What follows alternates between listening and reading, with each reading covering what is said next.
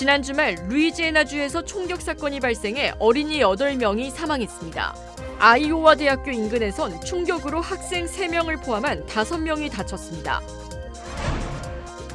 LA 다운타운에서 한 남성이 강도 피해를 입은 후 몸에 불까지 붙여지는 충격적인 사건이 발생했습니다.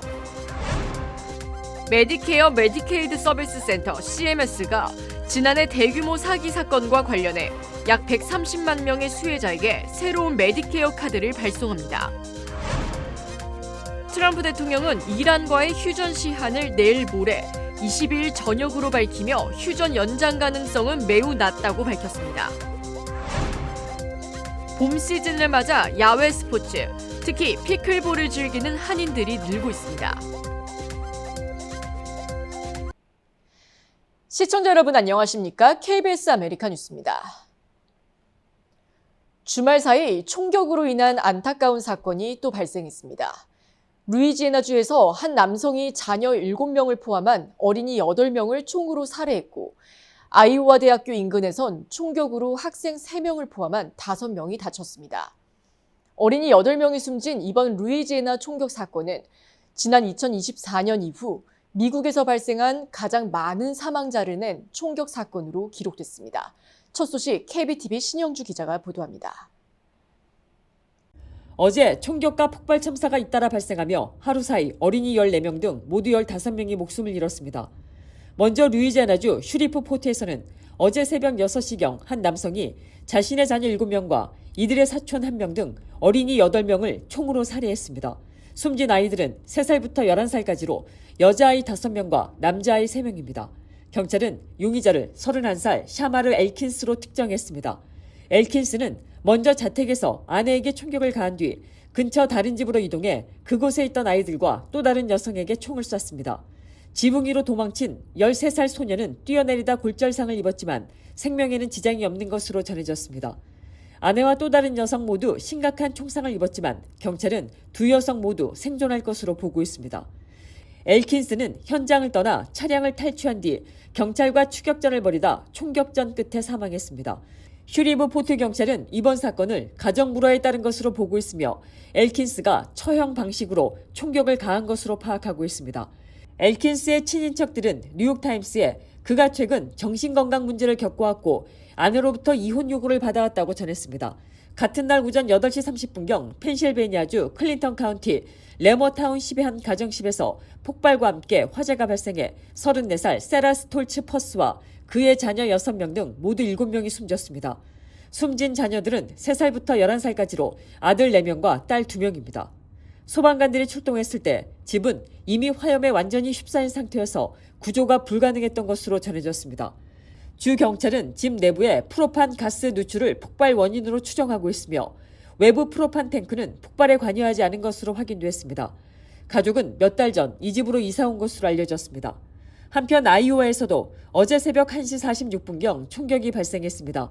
아이오와시 다운타운 보행자몰에서 큰 싸움이 벌어지던 중 총격이 발생해 아이오와대 학생 3명을 포함한 5명이 부상을 입었고 이 가운데 1명은 중태입니다. 경찰은 현재까지 체포된 사람은 없다며 관련 사진을 공개하고 추적에 나섰습니다. 산타에나에서 총격전이 발생해 2명이 숨지고 1명이 부상당하는 사건이 발생했습니다. 산타에나 경찰은 어젯밤 9시쯤 웨스트 보셔드 스트릿과 사우스 쉘턴 스트릿 사이에서 최대 15발의 총성이 울렸다는 신고를 받고 출동했습니다.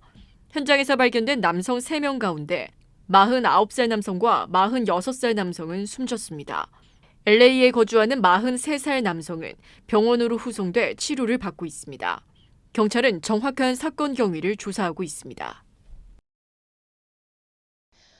LA 다운타운에서 한 남성이 강도 피해를 입은 후 몸에 불까지 붙여지는 충격적인 사건이 발생했습니다. LA 경찰국에 따르면 오늘 새벽 12시 3분쯤 LA 다운타운 웨스트 유가와 사우스 올리브 스트릿 인근에서 방화 사건이 발생했다는 신고를 받고 출동했습니다. 경찰들은 현장에서 몸에 불이 붙은 피해 남성을 발견해 인근 병원으로 후송했습니다. 피해자의 정확한 부상 정도는 알려지지 않은 가운데 경찰은 이번 사건을 강도와 방화 사건으로 보고 수사 중입니다. 경찰 조사 결과 용의자는 피해자의 금품을 강탈한 후 피해자의 몸에 불을 지르고 현장에서 달아난 것으로 파악됐습니다. 경찰은 인근 CCTV 영상을 확보 중으로 용의자의 도주 경로를 파악하는 데 주력하고 있습니다. LA 한인타운 인근 실버레이크 저수지 산책로에서 여성들을 노린 성추행 의심 사건이 잇따라 제기되고 있어 불안이 확산되고 있습니다. KTLA 보도에 따르면 실버레이크 저수지 인근 산책로에서 지난주 최소 2건의 유사 사건이 발생했다는 주장이 보도됐습니다. 피해를 주장한 여성들은 공통적으로 어두운 구간에서 신원불명의 남성이 접근해 신체를 만졌다고 밝혔습니다. 피해 여성은 용의자가 검은 머리카락의 남성으로 후드티와 운동복 바지를 착용했으며 인종은 아시아계로 보였다고 설명했습니다. 피해 여성은 추가 피해를 막기 위해 경고문을 배포할 계획이라고 밝혔습니다. 메디케어, 메디케이드 서비스 센터 CMS가 지난해 대규모 사기 사건과 관련해 약 130만 명의 수혜자에게 새로운 메디케어 카드를 발송합니다. CMS는 이번 카드 재발급은 메디케어와 메디케이드를 이용한 의료 사기 사건과 관련이 있다며 전국 50개 주에서 300명 이상이 의료 사기 혐의로 기소됐다고 설명했습니다. 새로 발송하는 메디케어 카드는 종이 형태로 플라스틱이 아니라며 새 카드를 활성화하지 않아도 된다고 강하게 강조했습니다. 당국은 플라스틱 카드를 제공한다는 이유로 개인정보 등을 요구하는 전화나 메시지에 절대 대응하지 말 것을 당부했습니다. 한인들도 많이 거주하는 포토렌치와 그라나다 힐스 등 샌퍼난도 밸리 일대에서 최근 주택 침입 강절도 사건이 자주 발생해 한인 등 주민들의 불안이 커지고 있습니다. LA 경찰국에 따르면 연쇄 주택 침입 강절도 사건은 포토렌치, 그라나다 힐스, 벨리뷰 지역 등은 물론 실마, 노스 할리우드, 스튜디오 시티, 셔먼옥스 등 샌퍼난도 밸리 전역에서 발생하고 있습니다. 이들 지역에서 불과 며칠 사이 10여 건의 유사범 행이 이어진 가운데 일부 주택에서는 무려 30만 달러 상당의 금품 피해가 보고됐습니다. LA 경찰국은 순찰 인력 증언과 공중 지원을 활용하는 한편 주민들과의 접촉을 늘릴 계획이고 여러 수사 부서와의 공조를 강화해 절도 사건 대응에 나선다는 방침입니다. 미국과 이란의 긴장은 여전히 팽팽합니다. 트럼프 대통령은 이란과의 휴전 시한을 내일 모레 22일 저녁으로 밝히며 휴전 연장 가능성은 매우 낮다고 밝혔습니다. 김지숙 기자입니다. 트럼프 대통령이 이란과의 2주 휴전 종료 시점을 워싱턴 시간으로 22일 수요일 저녁이라고 밝혔습니다. 지난 7일 휴전에 합의하면서 21일까지가 휴전 시한으로 여겨졌지만 협상 시한을 확보하기 위해 휴전의 기점을 탄력적으로 해석한 걸로 풀이됩니다. 대신 휴전을 연장할 가능성은 매우 낮다고 선을 그었습니다. 합의가 이루어질 때까지 이란 해상 봉쇄도 계속될 거라고 말했습니다. 합의가 되지 않는다면 전투가 재개될 것이고 엄청난 폭격이 시작될 거라고 강조했습니다.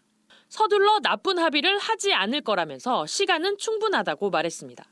협상 타결을 최대한 시도하되 미국이 원하는 방식의 합의를 포기하지 않겠다는 뜻으로 해석됩니다. 트럼프는 이어 SNS에 글을 올려 이란의 새 지도부가 현명하다면 이란이 번영하는 미래를 맞을 수 있을 거라고도 말했습니다. 당근과 채찍 전략을 번갈아 제시하는 걸로 보입니다. 트럼프 대통령은 이란과의 재협상이 현지 시각 21일 열린다면서 벤스 부통령이 참석한다고 밝히기도 했습니다. 다만 출발 시점을 놓곤 이미 파키스탄으로 가고 있다고 했다가 오늘 중 출발한다고 말을 바꾸는 등 혼선을 초래하기도 했습니다. 트럼프 대통령은 한 언론과의 전화통화에선 이곳 시간 오늘 밤 합의가 이루어진다고 말하기도 했습니다. 협상 전망이 불투명한 상황에서 의도적으로 혼란스러운 발언을 내놓고 있는 게 아니냐는 관측이 나옵니다. 워싱턴에서 KBS 뉴스 김지숙입니다. 최고의 한인 암 전문의와 함께하면 치료가 달라집니다. LA 한인타운과 부에나파크에 위치한 USC 노리스 종합암센터. 언어나 문화적 어려움 없이 치료에만 집중할 수 있도록 한인 의료진이 상담하고 진료해드립니다. 다양한 분야의 전문의들이 협진을 통해 진단과 치료에 최선을 다하며 임상시험 참여의 기회도 제공합니다. 환자를 먼저 생각하는 마음.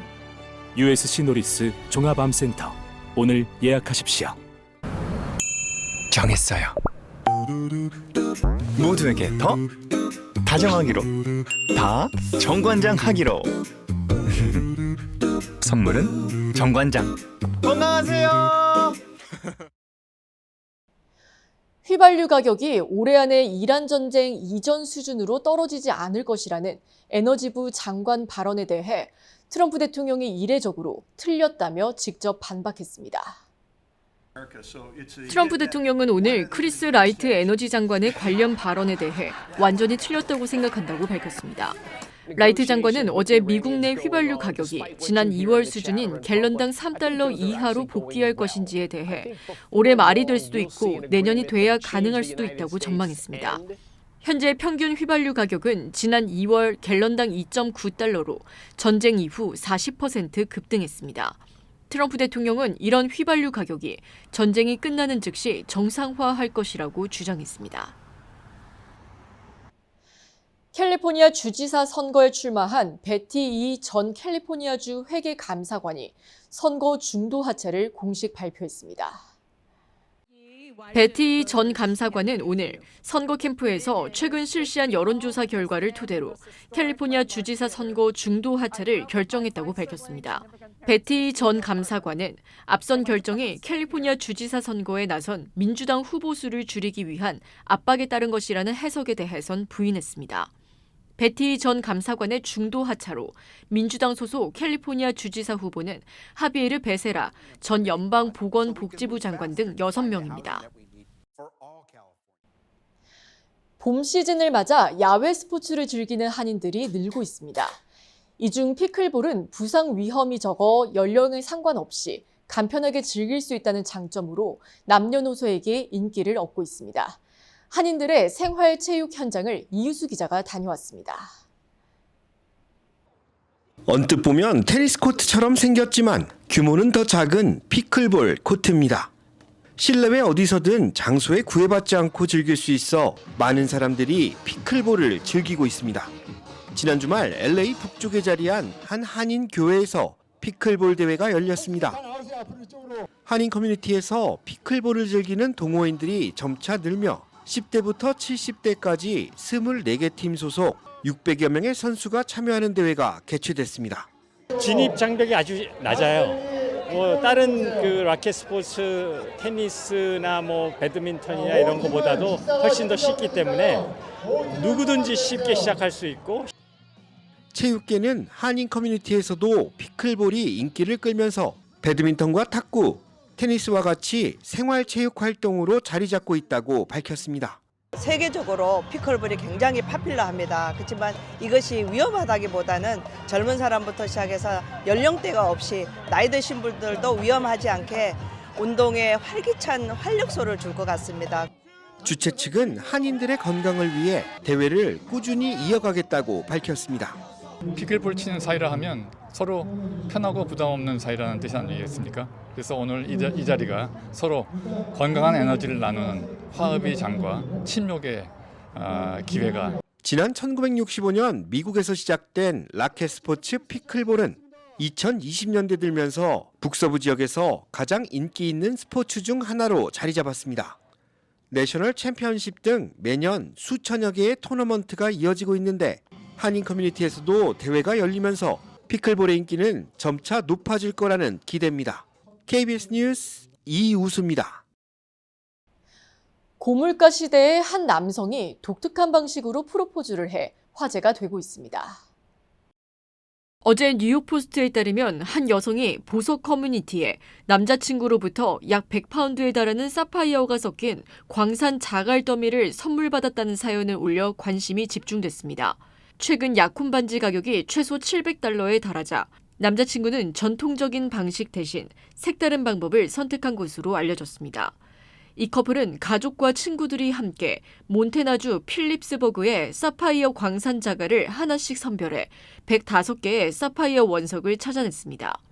여성은 원석을 검증한 결과 105개 중 43개가 보석급 품질로 확인됐다며 가장 큰 원석은 4캐럿에 달한다고 밝혔습니다.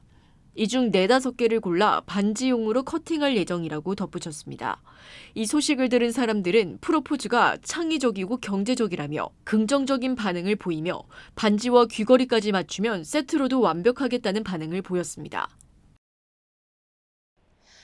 한국에서 체류 기간이 지났는데도 연장 허가를 고의로 받지 않은 혐의로 재판에 넘겨진 미국 교포가 벌금형을 선고받았습니다. 한국계 미국인 A씨는 2023년 12월 10일 한국 체류 기간이 만료됐지만 법무부의 체류 기간 연장 허가를 받지 않고 한국에 머문 혐의를 받고 있습니다. 부산지법 형사 5부는 출입국 관리법 위반 혐의로 기소된 70대 남성 A씨에게 벌금 500만 원을 선고했습니다. A씨는 재판 과정에서 본인은 미국인이고 자유무역지대에서 활동하는 투자 기업인이기 때문에 한국 법원에 재판권이 없으며 체류기간 연장 허가조차 필요하지 않다고 주장했습니다. 이에 한국 법원은 국가 출입국 관리 정책의 실효성을 저해한다는 점에서 그 죄책이 가볍지 않다고 판결했습니다. 캘리포니아 남부 지역에 내일 오후부터 비 소식이 예보돼 퇴근길 안전사고에 각별한 주의가 요구되고 있습니다. 국립기상청에 따르면 이번 비는 LA와 벤츄라 카운티를 중심으로 내일 오전 11시부터 저녁 8시 사이에 내릴 전망입니다. LA 한인타운 약 0.1인치, 사우전드 옥스와 산타클라리타 약 0.2인치로 비의 양은 적을 것으로 예측됐습니다. 기상청은 도로가 미끄러워질 수 있어 퇴근길 운전자들의 주의를 당부했습니다.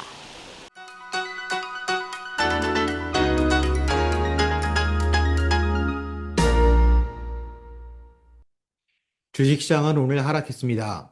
3대 지수가 모두 떨어진 건 지난 3월 27일 이후 15거래일 만에 처음인데요. 지난주를 48주 만에 최고의 주로 기록하며 22주 만에 3주 연속 상승한 주로 마무리했던 흐름이 잠시 주춤한 모습입니다. 주말 사이 피어올랐던 종전 기대감이 확전에 대한 공포로 전환되며 상승한 국제유가와 국채금리는 투자 심리를 위축시켰습니다. 다만 매도세 압박은 우려와 달리 패닉셀링으로 번지지는 않았습니다. 최근 급등에 따른 정상적인 차익 실현 수준에 그친 모습인데요. 처음부터 낙폭은 크지 않았고 막판에는 하락분의 80% 이상을 회복하며 보합권의 미미한 약세로 마감했습니다. 내일 소매 판매 지수를 비롯해 수요일과 목요일 발표되는 테슬라와 인텔의 실적을 앞둔 기대감 속에서 투자 심리가 빠르게 진정된 모습입니다. 그럼에도 지정학적 리스크에 따른 변수가 남아있는 가운데 지난주 금요일 9주 최저치로 내려갔던 공포지수는 장중 13%까지 급등한 뒤 상승분을 일부 반납했지만 여전히 8% 가까이 오른 상태로 마감했습니다. 지금까지 김지한이었습니다.